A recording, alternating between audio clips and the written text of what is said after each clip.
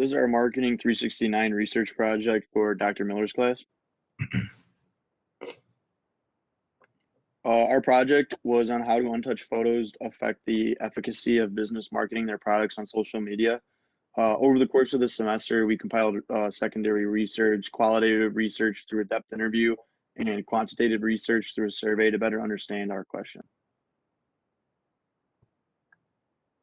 So for our research inspiration, we chose this topic due to our research project on because we feel as though this is where marketing is heading, especially in today's society.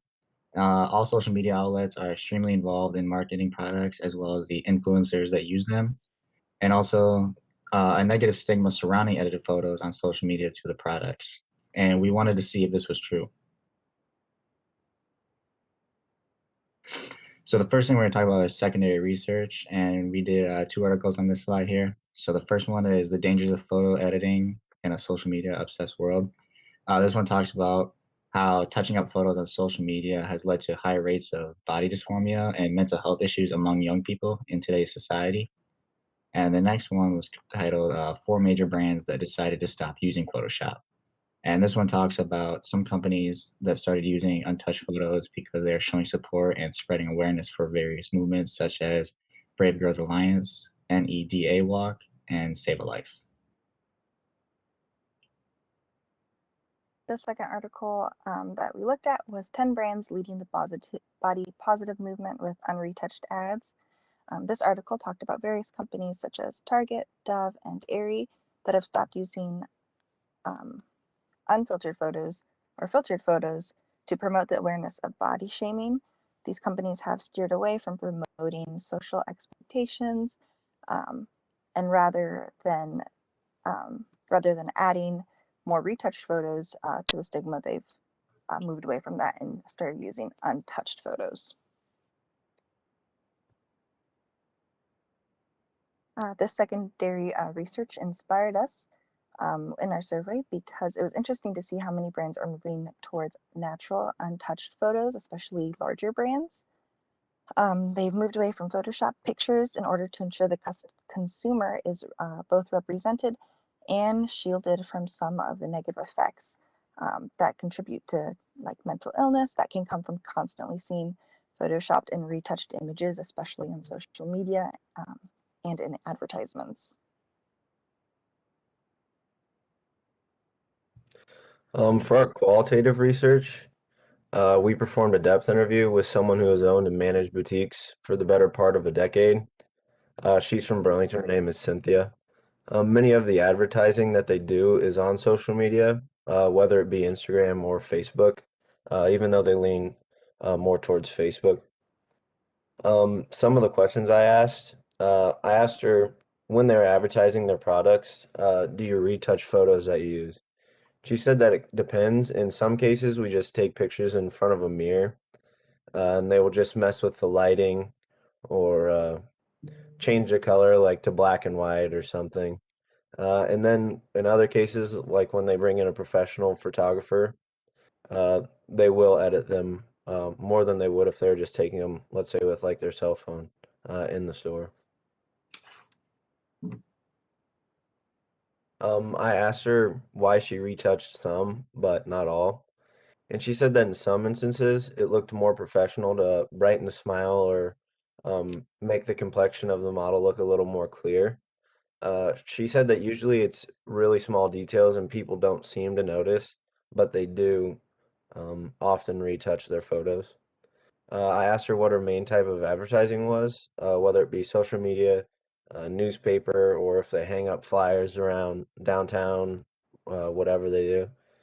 And she said definitely social media, more Facebook than anything. They seem to reach a larger audience using Facebook than they do using Instagram. I also asked her how many times a day they posted and what times seemed to get the most interaction with their audience. She said usually we post 3 to 4 times a day, but this also depends on what season it is. Obviously, they're not gonna post very much during the winter because they're not gonna have very much. They're not gonna have new clothes coming in like they would in the spring or the summer or the fall even. So it just kind of depends. And she said that they usually get most interactions with their customers when they post between noon and 4. And then I asked her what her target audience was.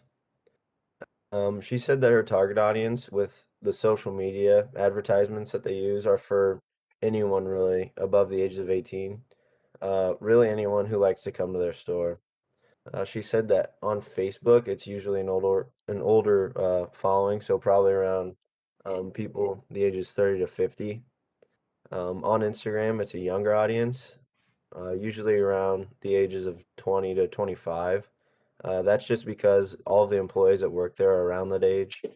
So all of the employees and their friends follow the store on Instagram to see um, what kind of deals they could get or when new shipments come in, things like that.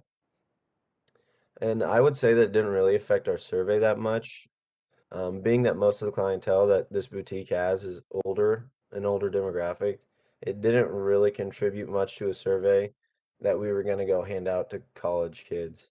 One thing that did surprise me though, with this boutique being in a really small town, it surprised me that they did most of their advertising online, like on social media.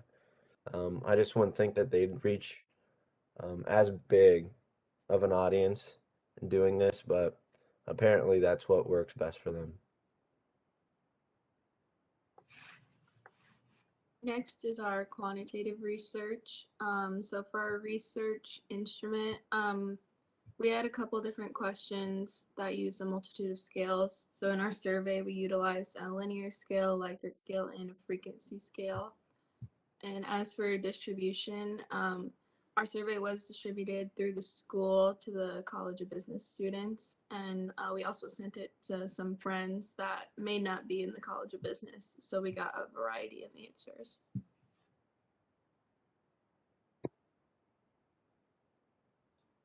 Due to the lack of participation in our survey, we didn't really have a need to code any of the responses that we received.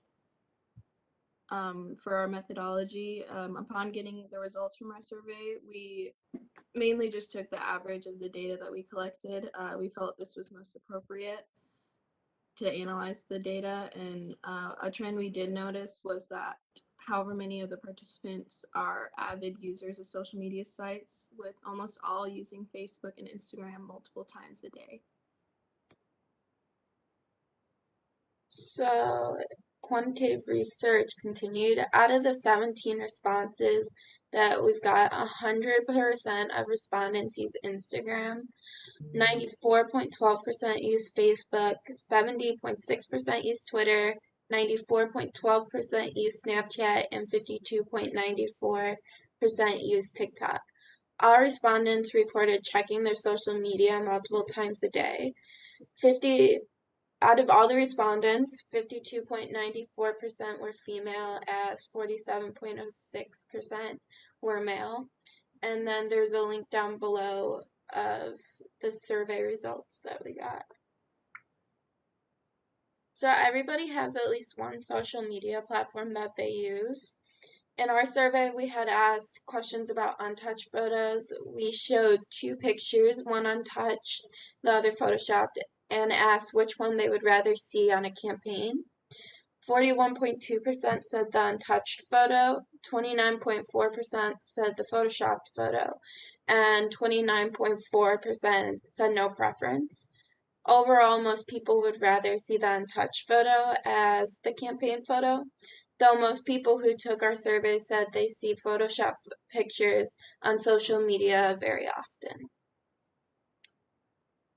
In conclusion, companies are starting to use untouched photos for their campaigns and magazines to support body image and other causes. To further our research, we made a survey asking multiple questions about social media, body image, and untouched photos. Also, we performed a depth interview with someone who has owned and managed boutiques. In the end, we have found that everyone uses social media, whether it's personal or for business, but most people like to see untouched photos as they are more realistic. And that is it for our presentation.